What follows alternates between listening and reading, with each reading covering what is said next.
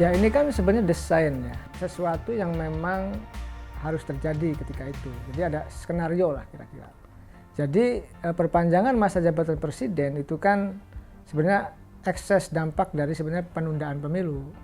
Jadi kalau pemilunya ditunda kan, maka akan ada perpanjangan masa jabatan presiden.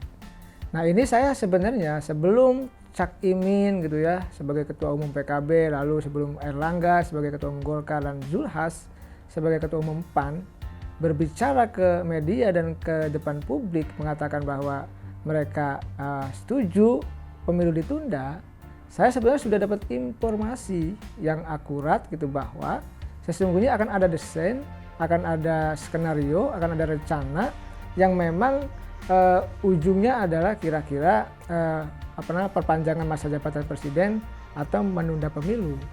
Saya dapat info tuh seminggu sebelum mereka bertiga ya menginginkan penundaan pemilu.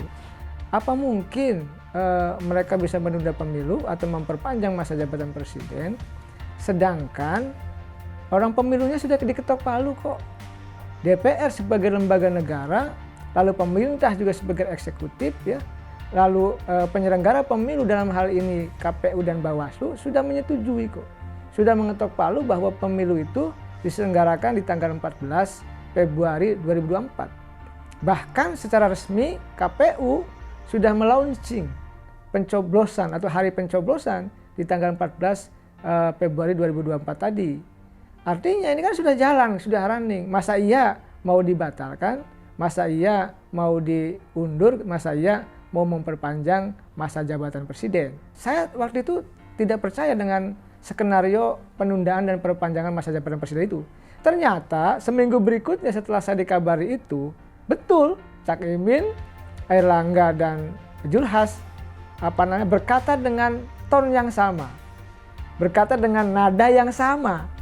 Artinya apa? Saya curiga kalau ini adalah ada aktornya, ada dirijennya, ada yang mengaturnya, bahkan ada yang menekan dan ada yang mencet tombol. Sehingga ketiga ketua umum partai tersebut mengatakan sesuatu yang sama. Artinya menginginkan menunda pemilu, artinya ingin memperpanjang masa jabatan presiden itu. Nah tetapi rakyat merespon, menolak gitu kan.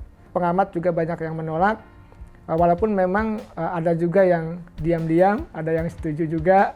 Tetapi saya pribadi adalah akademisi dan pengamat yang konsisten dari dulu menolak terkait dengan apapun itu, maupun penundaan pemilu, perpanjangan masa jabatan presiden, ataupun Jokowi 3 periode.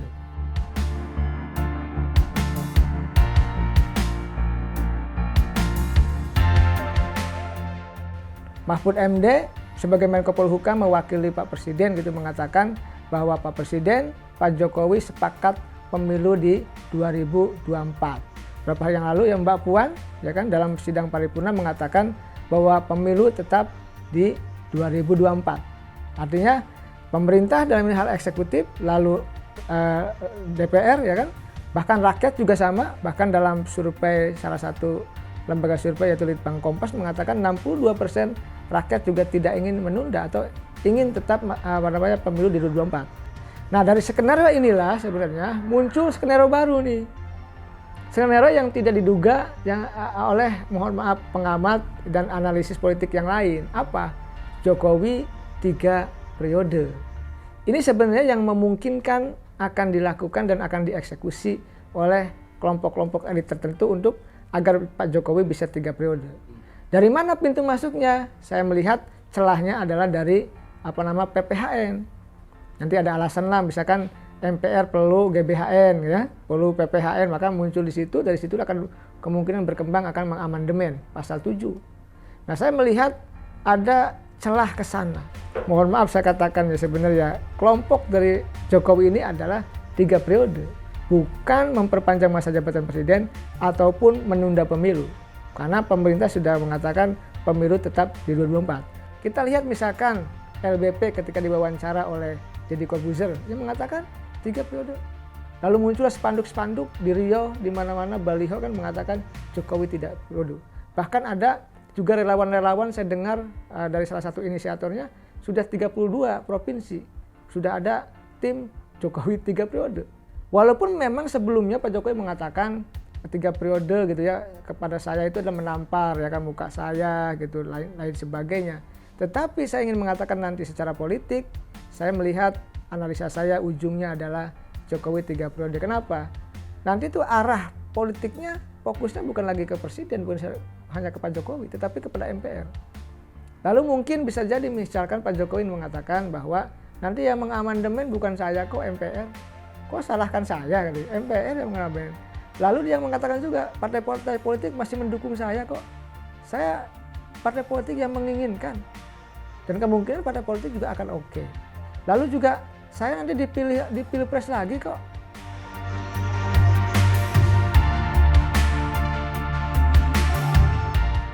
Ya, kita lihat aja koalisi Jokowi ya, misalkan dengan masuknya PAN, itu bisa makin kuat untuk bisa mendorong arah amandemen itu. Walaupun memang dalam isu penundaan maupun perpanjangan masa jabatan presiden, itu seperti PDIP, Nasdem, P3, Gerindra menolak. Ini untuk perpanjangan atau menunda pemilu. Tetapi dalam konteks Jokowi 3 periode, kalau ini skema akhirnya seperti itu, saya yakin tidak akan ada yang menolak. Mungkin yang akan menolak, saya mengatakan analisa saya, Nasdem. Bagaimana dengan PDI gitu? PDI saya melihat ya, kalau misalkan nanti skenarionya Jokowi 3 periode, kalau PDIP-nya dikasih Mbak Puannya cawapresnya Jokowi, bisa jadi juga goyah, bisa juga ikut. Lalu bagaimana dengan Gerindra? Gerindra saya punya keyakinan ikut. Lalu bagaimana dengan P3? P3 mudah, PAN apalagi, termasuk PKB dan Golkar. Itu bisa selesai. Jadi kan syaratnya kan amandemen kan diusulkan oleh 1/3 anggota MPR dengan pernyataan tanda tangan atau dengan tertulis gitu ya. Artinya sangat mudah untuk bisa mengamandemen itu. Dan saya punya keyakinan ini akan terjadi. Walaupun memang nanti ujungnya rakyat banyak yang menolak, rakyat banyak yang kontra, rakyat banyak yang demonstrasi. Pasti tiap hari nanti MPR itu akan didemo. Tetapi faktanya nanti saya melihat bahwa kelihatannya skenario itulah yang akan dijalankan oleh kelompok atau lingkaran presiden. Apa kepentingannya? Salah satunya kepentingan untuk mereka ingin mengamankan investasi IKN.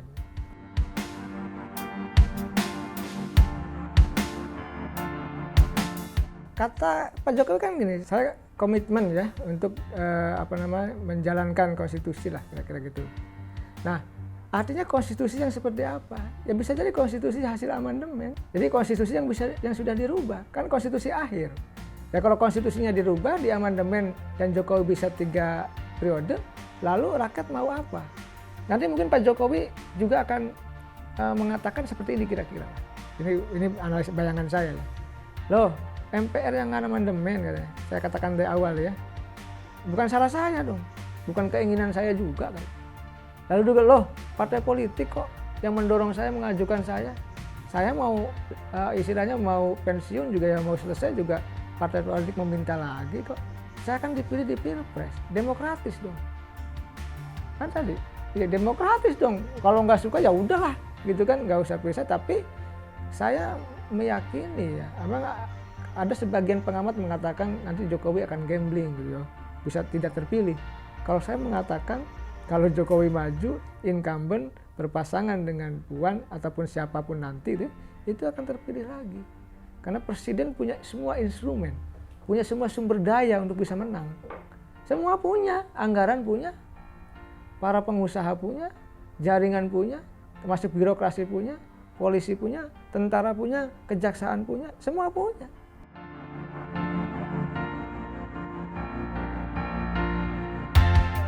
Berat ketika Pak Jokowinya 3 periode. Kenapa yang lain berat? Pertama, Pak Jokowi incumbent.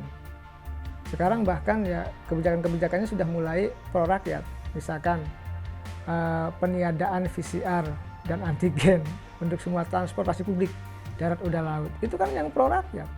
Rakyat nggak mau itu, tapi dilakukan. Jadi sekarang sudah mulai arahnya adalah membuat kebijakan-kebijakan yang pro rakyat kembali. Untuk katakanlah ya dalam tanda petik juga mendapatkan simpati kembali. Lalu lihat bagaimana lembaga survei, beberapa lembaga survei yang mengatakan kepuasan publik terhadap kinerja pemerintah Jokowi kan tinggi. Sudah mulai gitu loh, akan terlihat gitu indikasi-indikasi itu. Nah, saya melihat kalau skenario itu jalan, dieksekusi atau terrealisasi, artinya Jokowi 3 periode, entah nanti pasangannya dengan Puan atau siapapun gitu ya, itu nanti pasangan lain ya pasangan boneka, akan dicari orang yang memang lemah gitu ya, orang yang tidak kuat gitu, yang nanti yang dipastikan Pak Jokowi kan menang lagi. Itu sederhana politiknya. Kalau nanti pakai kotak kosong kan terlalu kasar.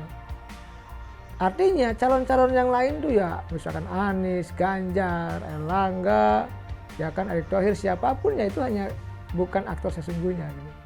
Ya, jadi artinya ya ketika Jokowi maju lagi ya mereka akan ada di belakang lah, kira-kira seperti itu. Karena calonnya calon boneka.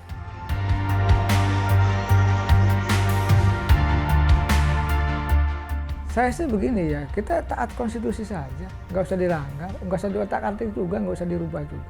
Untuk kepentingan apa sih? Loh, perubahan konstitusi atau amandemen itu oleh kelompok itu kan kepentingan politik. Bukan kepentingan bangsa dan negara dan rakyat kok. Kepentingan tadi, misalkan terkait dengan investasi IKN, lalu kepentingan mohon maaf memperkuat, mencengkram oligarki gitu ya. Lalu juga kepentingan korporasi gitu. Jadi sesungguhnya kepentingan rakyatnya di mana? Jadi saya secara pribadi ingin mengatakan sesungguhnya ya Pak Jokowi gitu ya. Kalau beliau memang kita sebut saja sebagai seorang sosok negarawan, maka harus taat dengan konstitusi, tapi bukan konstitusi yang diamandemen gitu. Konstitusi yang ada sekarang aja, tidak usah dirubah-rubah. Ini yang harus kita perhatikan. Kenapa? Kalau seorang negarawan itu saya ingin katakan ya, ini pendapat saya, ucapannya gitu ya, ide dan gagasannya termasuk tindakannya itu semuanya berfokus atau ditujukan untuk kepentingan masyarakat, bangsa dan negara, bukan untuk kepentingan pribadi, kelompok, golongan atau partai politik. Lalu di mana para elit politik itu ada, kan tinggal dibaca saja. Kalau mereka keberpihakannya gitu ya, tadi ya ucapannya, ide gagasannya dan perilakunya itu untuk kepentingan masyarakat, bangsa, negara, maka kita sebut saja bisa sebagai sosok negarawan. Tapi kalau kebalikannya kan bukanlah seperti itu.